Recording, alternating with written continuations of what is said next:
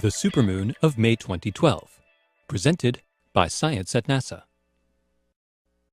The full moon has a reputation for trouble.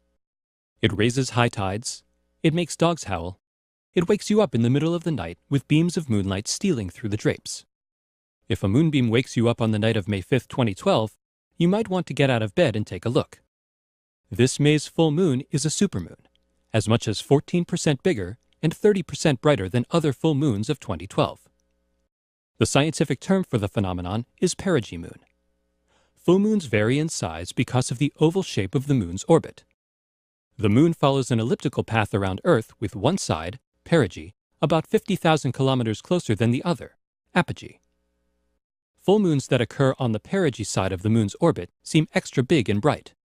Such is the case on May 5th at 11:34 p.m. Eastern Daylight Time, when the moon reaches perigee. Only 1 minute later, the moon will line up with the Earth and the Sun to become gloriously full. The timing is almost perfect. Okay, the moon is 14% bigger than usual, but can you really tell the difference? It's tricky. There are no rulers floating in the sky to measure lunar diameters. Hanging high overhead with no reference points to provide a sense of scale, one full moon can seem much like any other. The best time to look is when the moon is near the horizon.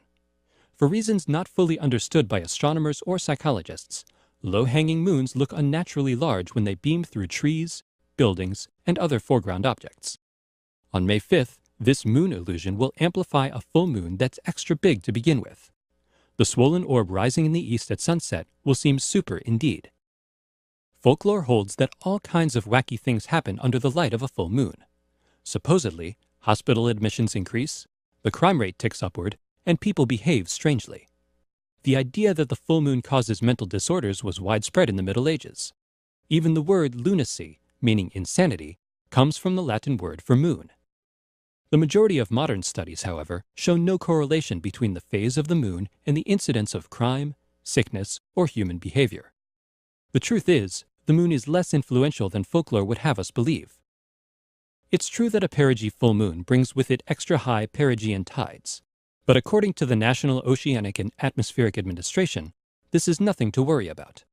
In most places, lunar gravity at perigee pulls tidewaters only a few centimeters, an inch or so, higher than usual. Local geography can amplify the effect to about 15 centimeters, 6 inches. Not exactly a great flood. Super perigee moons are actually fairly common. The moon becomes full within a few hours of its closest approach to Earth, about once a year on average. The last such occurrence occurred on March 19, 2011, producing a full moon that was almost 400 kilometers closer than this one. As usual, no trouble was reported. That is, unless you count a midnight awakening as trouble. If so, close the drapes on May 5th. Otherwise, enjoy the super moonlight. For more news about big bright things in the night sky, visit science.nasa.gov.